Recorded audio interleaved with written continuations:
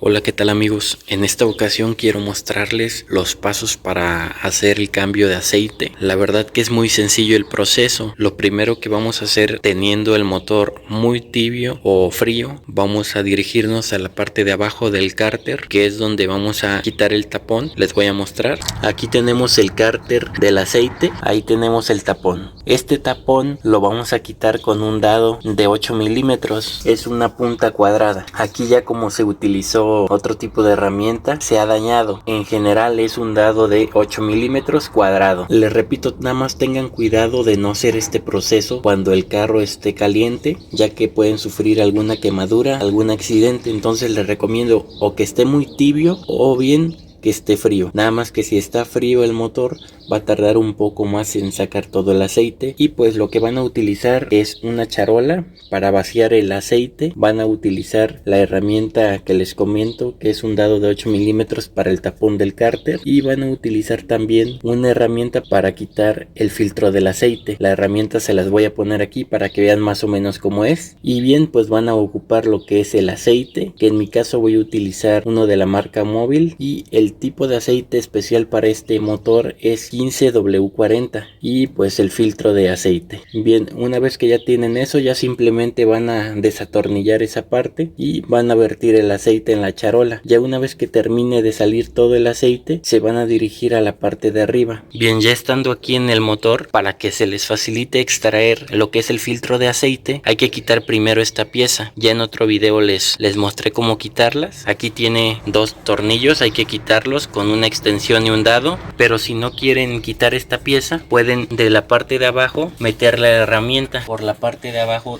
tienen acceso para poder llegar ahí al filtro de aceite. Como pueden ver ahí del lado izquierdo está el filtro de aceite, el cual pues van a poder cambiar metiendo la mano desde abajo. Simplemente lo desenroscan al sentido contrario de las manecillas de reloj. Solo tengan cuidado al retirarlo, ya que sí va a tirar algo de aceite y no les vaya a caer encima.